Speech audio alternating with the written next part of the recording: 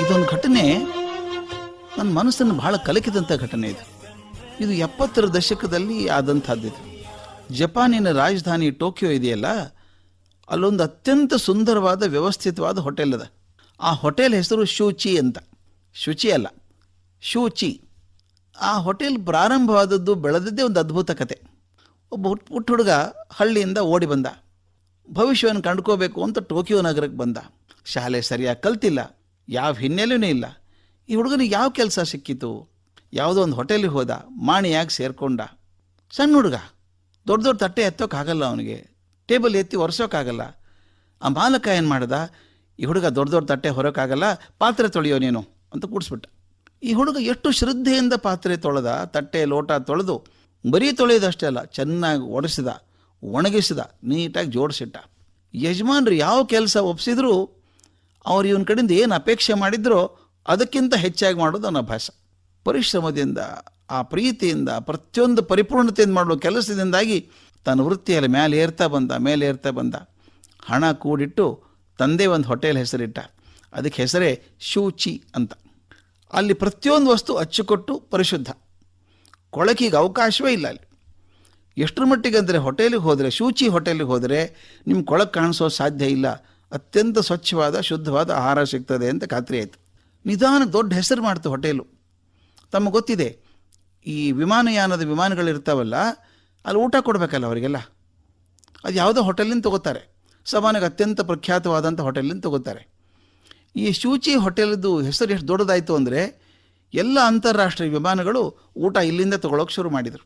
ಅಂದರೆ ಶೂಚಿ ಹೋಟೆಲ್ನ ಊಟ ಅಂದರೆ ಅತ್ಯಂತ ಶ್ರೇಷ್ಠ ಗುಣಮಟ್ಟದ ಊಟ ಅಂತ ಹೆಸರು ಬಂದ್ಬಿಡ್ತು. ಒಂದು ದಿವಸ ಒಂದು ಅಂತಾರಾಷ್ಟ್ರೀಯ ವಿಮಾನ ಟೋಕಿಯೋದಿಂದ ಮೇಲೆ ಹಾರ್ತು.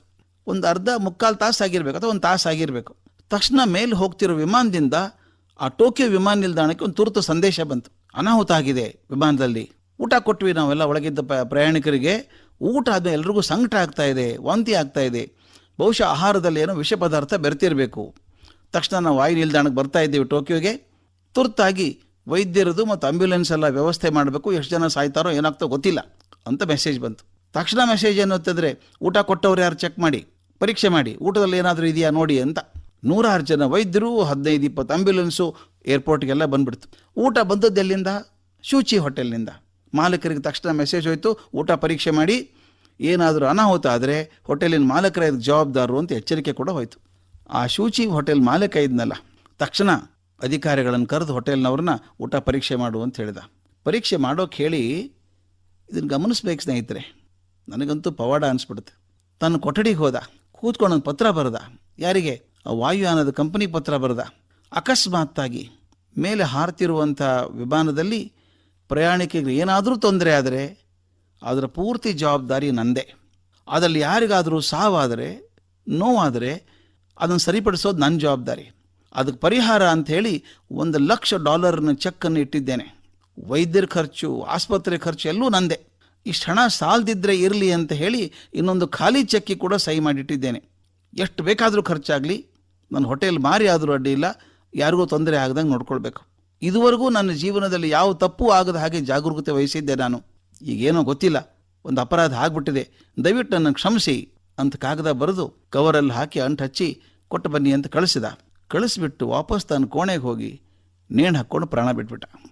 ಮುಂದೆ ಅರ್ಧ ತಾಸಿಗೆ ವಿಮಾನ ನೆಲಕ್ಕಿಳಿದು ನೋಡಿದರೆ ಹೆಚ್ಚಿನ ಅನಾಹುತ ಏನೂ ಆಗಿರಲಿಲ್ಲ. ಯಾರೋ ಒಬ್ಬರಿಗೆ ವಾಂತಿ ಆಯ್ತಂತೆ. ಸಮೂಹ ಸನ್ನಿ ಅದು. ಒಂದಿಬ್ಬರು ವಾಂತಿ ಮಾಡ್ಕೊಂಡು ಎಲ್ಲರೂ ಶುರು ಮಾಡಿಬಿಡ್ತಾರೆ. ಇನ್ನಿಬ್ಬರು ವಾಂತಿ ಮಾಡಿಕೊಂಡ್ರು. ಊಟದಲ್ಲಿ ವಿಷಯ ಇದೆ ಅಂತ ಸುದ್ದಿ ಹದ್ಬಿಡ್ತು. ನಿಮಗೆ ಅನಿಸಲ್ವಾ, ಶೂಚಿ ಹೋಟೆಲ್ ಮಾಲಕ ತುಂಬ ದುಡುಕಿದ ಅಂತ ಅನಿಸಲ್ವಾ? ಕಾರಣ ಇರಲಿಲ್ಲ ಆ ಪ್ರಾಣ ಕಳ್ಕೊಳ್ಳೋದು ಅಂತ ಅನಿಸುತ್ತೆ. ಆದರೆ ಯಾವ ಮನುಷ್ಯ ತನ್ನ ಗುಣಮಟ್ಟವನ್ನೇ ಜೀವನದ ಉದ್ದೇಶ ಅಂತ ಬದುಕಿದ್ನೋ, ತನ್ನ ಗುಣಮಟ್ಟ ಉಳಿದಾಗ ತಾನು ಇಳಿಬಾರ್ದು ಅಂತ ಅನ್ನಿಸ್ಬಿಡ್ತು. ಯಾವ ಮಟ್ಟದ ಜವಾಬ್ದಾರಿ ಸ್ವಾಮಿ ಇದು ಅಲ್ಲ?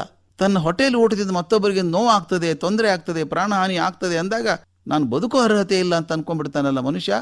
ಇದು ತನ್ನ ವ್ಯಕ್ತಿತ್ವದ, ತನಗಿರುವಂತಹ ಜವಾಬ್ದಾರಿಯ ಪರಾಕಾಷ್ಠೆ ಅಂತ ಅನಿಸುತ್ತೆ ನನಗೆ. ಅಷ್ಟು ಬೇಡ ನಮಗೆ. ಆ ಜವಾಬ್ದಾರಿಯ ಗುಣ ಒಂದು ಅಂಶ ಅದು ನಮ್ಮಲ್ಲಿ ಅಂತರ್ಗತ ಆದರೆ ನಮ್ಮ ದೇಶ ನಂದನವನವಾದಿತ್ತು ಅಂತ ಅನ್ಸಲ್ವಾ?